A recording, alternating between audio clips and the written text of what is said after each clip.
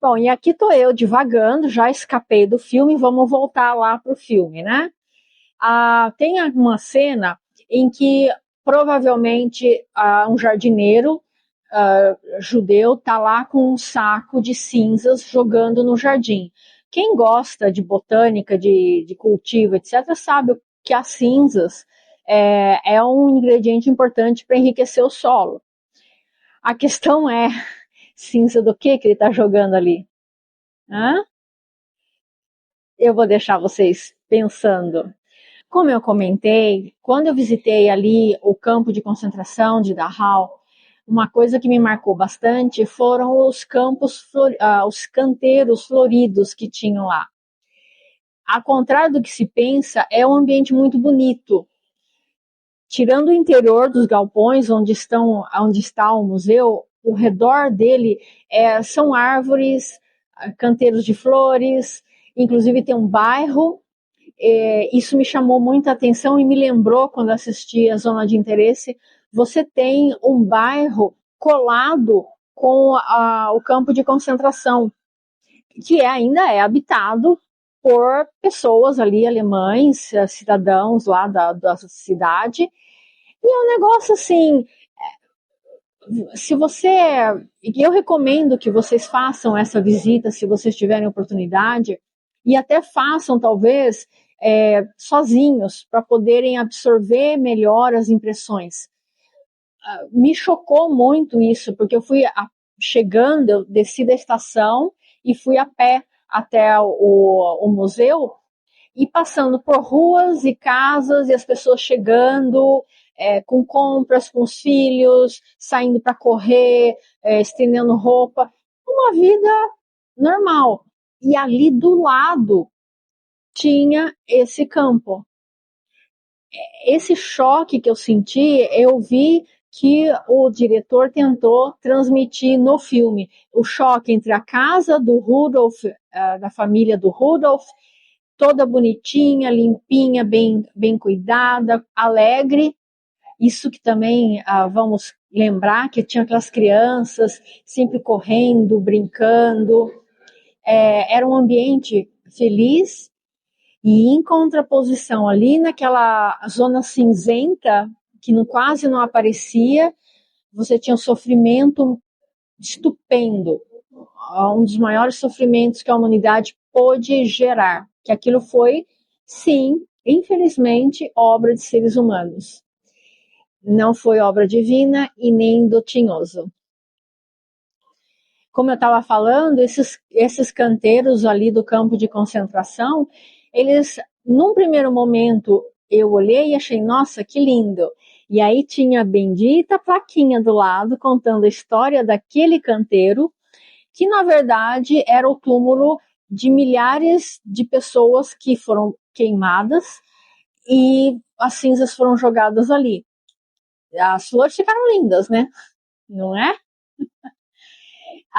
Outra coisa também, por exemplo, as árvores, elas também eram testemunhas desse holocausto, porque do lado das árvores tinha uma plaquinha contando que os soldados ali do campo, quando precisavam executar os prisioneiros, seja por que motivo, eles enfileiravam os prisioneiros um atrás do outro, numa fila indiana, para dar um tiro só e economizar bala, porque com um tiro você mata 2, 3, aí eles caem, dá um segundo tiro, mata 2, 3.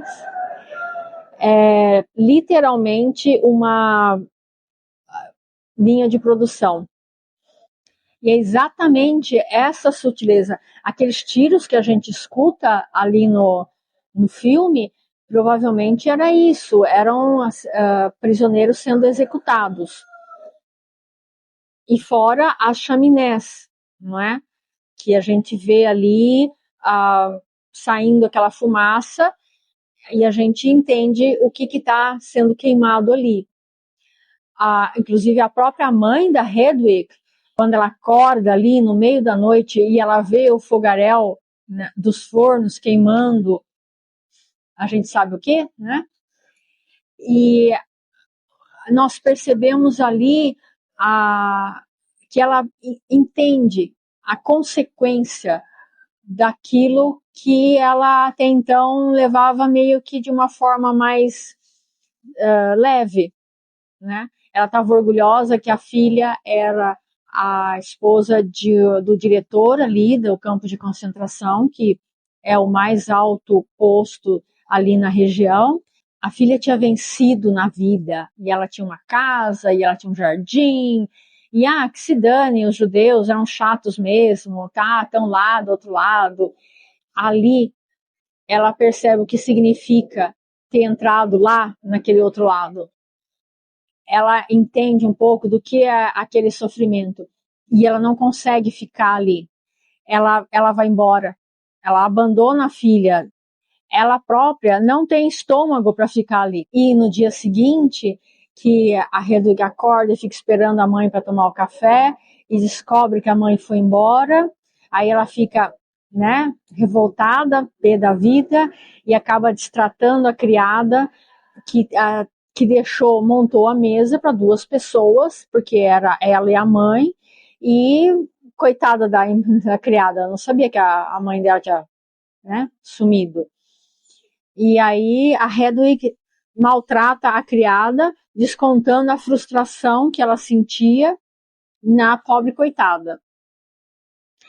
Outra cena interessante é quando o Rudolf está com os filhos, que ele leva os filhos de barco para pescar, e aí eles estão lá no meio do rio, do nada ele acha um negócio, e aí ele fica desesperado e sai correndo para tirar as crianças do rio, volta para casa, faz as crianças se lavarem desesperadamente. O que é que tinha ali? Era restos que foram jogados no rio ali dos crematórios. Provavelmente quando eles lavavam os fornos, o próprio esgoto saía no rio e era desovado ali. A propaganda nazista, ela trabalhou de tal forma para fazer com que os alemães acreditassem que os judeus eram sujos e eles eram a fonte de doenças e más formações. Como eu falei lá no começo, os alemães sempre gostaram de ordem, organização, limpeza, certo?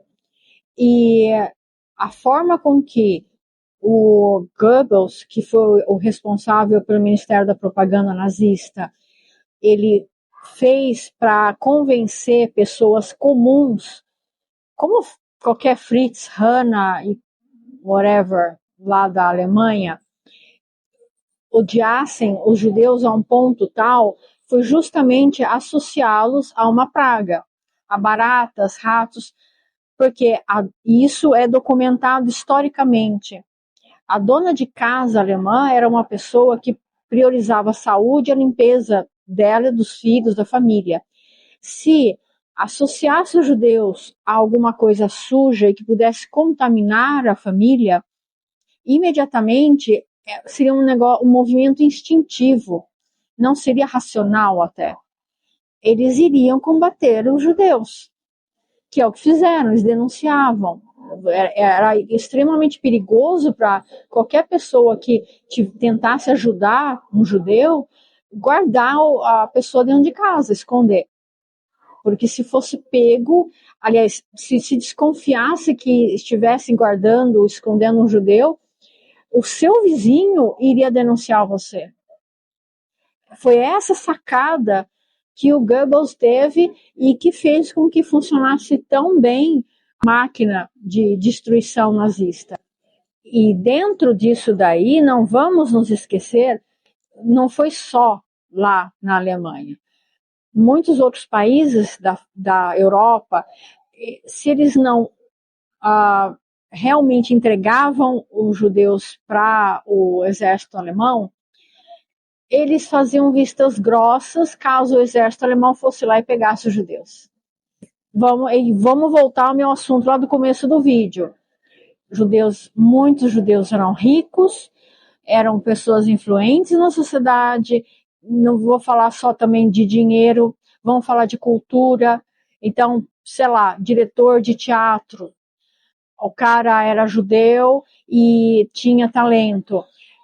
Tinha um cara lá que estava tentando pegar o lugar desse diretor. O que ele fazia? Denunciava, o diretor judeu era retirado, ficava vaga, e quem que pegava? Certo? Aqui eu estou tentando mostrar como pode ser que todo esse movimento que aconteceu ali na Segunda Guerra Mundial teve como princípio a inveja, a ganância. Talvez a inveja e a ganância foram influências muito mais fortes do que a tal da eugenia ou qualquer outro princípio filosófico bonitinho que tentassem dourar ali a pílula. É uma opinião minha, né? Vocês que lutem aí e criem a de vocês. Temos também um outro ponto, que é o amor do Rudolf pelo cavalo dele. Que quando ele precisa ser transferido e a esposa fala que não quer ser transferida, que ela quer ficar ali na casa, eu senti ali que houve uma ruptura no casal. Eu acho que antes eles eram um casal feliz. E a partir daquele momento, o Rudolf percebeu que ele também era usado pela Hedwig como algo que ela, como uma escada para conquistar o que ela queria. E ele meio que se frustra, daí que ele acaba indo procurar aquela, acho que era uma prostituta, né? Que ele acaba tendo alguma coisa com ela. Eu achei isso no filme, tá? Eu não acho que ele tivesse caso antes. Acho que ele teve a partir daquele momento. E também que ele vai até o estábulo conversar com o cavalo. Isso também era... A sociedade alemã dava muito valor aos animais. Tem até uma história da Segunda Guerra. Os nazistas trabalharam em conjunto com os aliados. Eles fizeram um acordo de trégua, porque precisava ser salvo uma quantidade de cavalos antes de... Era uma cidade que agora não lembro qual que é, mas que ia ser invadida pelo Exército Vermelho, que era o russo. E os nazistas não queriam que os russos botassem a mão naqueles cavalos, e eles fizeram um acordo com os aliados, para os aliados retirarem aqueles cavalos daquele lugar. Foi um dos momentos marcantes que está registrado como os nazistas que cooperaram com os aliados. Por quê? Por causa de cavalos. E fica também muito claro quando Rudolf vai ditando as regras para que os soldados nazistas parassem de destruir as flores. Se não me engano, eram as lavandas ou alfazemas, eu já não lembro. Os nazistas, então, não podiam destruir as plantas. Assim, percebam ali uma nota de ironia. Plantas não. Os prisioneiros façam o que vocês quiserem. Vão lá. Divirtam-se. Mais uma curiosidade, a casa que se passa o filme, ela foi construída como uma réplica original da casa original do Rudolf Höss. Vocês podem procurar no Google as fotos antigas, como era exatamente daquele jeito mesmo. E aí vocês podem estar pensando assim, mas por que a gente tem que ficar lembrando dessas coisas? O que aquilo ali tem que a gente poderia usar agora no século XXI? A sociedade europeia, alemã principalmente, elas fingiam não saber o que estava acontecendo ali nos campos de concentração. Fingiam, ignoravam aquilo ali. Muitas indústrias alemãs se beneficiaram com a mão de obra judia na construção de estradas e ferrovias.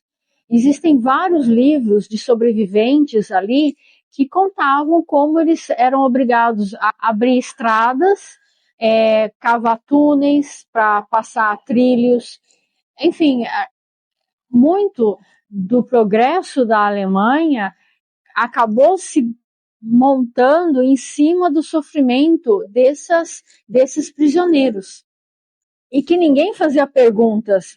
Percebiam que tenho aqui uns funcionários baratos, vou usar, não quero saber de onde eles vieram ou o que vai ser feito com eles depois. Óbvio que houveram casos de pessoas que tentaram salvar e salvaram muitos dos campos de concentração, mas foi uma ponta do iceberg. A grande maioria foi para a vala, literalmente. E a pergunta é, será que nos dias de hoje a gente pode estar também virando o rosto para situações que daqui a 30 ou 50 anos nós seremos apontados como algozes? Você já se perguntou, por exemplo, de como são feitas essas roupas super baratas que a gente vê anunciados? Por exemplo, um vestido que a gente sabe que deve custar R$300, sendo vendido por 80. Como é feito isso? Não existe milagre na produção. Alguma coisa ali foi barateada. O que foi? Outra coisa, o que é feito com os restos das roupas, ou então os resíduos da indústria têxtil? Existe sobra na indústria têxtil? Para onde vai essa sobra? Eu vou dar uma dica para vocês. Dê um Google, deserto do Atacama. Mais uma para vocês. Celular. Aqui dentro tem alguns minérios. Minérios precisam ser minerados. Algumas minas, elas se encontram na África. Como é o governo desses países? É um governo democrático, justo, que trabalha para o povo? Quem faz essa mineração? Adultos ou crianças? Essas pessoas ou essas crianças, elas recebem assistência médica para prevenir algum problema de saúde futuro? Ou não? Tem umas dicas aí. Nos últimos anos, muito foi combatido, por exemplo, para se prevenir os testes de animais em laboratórios, principalmente na indústria de cosméticos, de produtos para cabelo, cujas vítimas maiores eram sempre lebres e às vezes cães também. Então, se fez um grande movimento para que se parasse com esse tipo de crueldade com os animais e com as pessoas. Está sendo visto isso de uma forma mais eficaz ou a gente está simplesmente olhando para o outro lado? Para mim, isso sempre é uma pergunta a ser feita quando a gente vai estudar essa época. Aquilo não aconteceu só lá. O que está sendo feito de similar agora no século XXI? E o que nós, indivíduos, microcélulas da sociedade, podemos fazer para mudar isso? Como podemos ser pessoas mais conscientes? E estamos preparados para a dor dessa consciência, porque vai doer? Bom, gente, são essas as minhas impressões a respeito do filme, as minhas considerações. Eu espero que vocês tenham gostado. Muito obrigada por acompanhar até aqui, para os que foram fortes o bastante para ficar até o final. Se vocês puderem dar uma força, se inscrevam no canal, dá o seu joinha, seu dislike, comenta alguma coisa e a gente se vê no próximo vídeo. Beijos!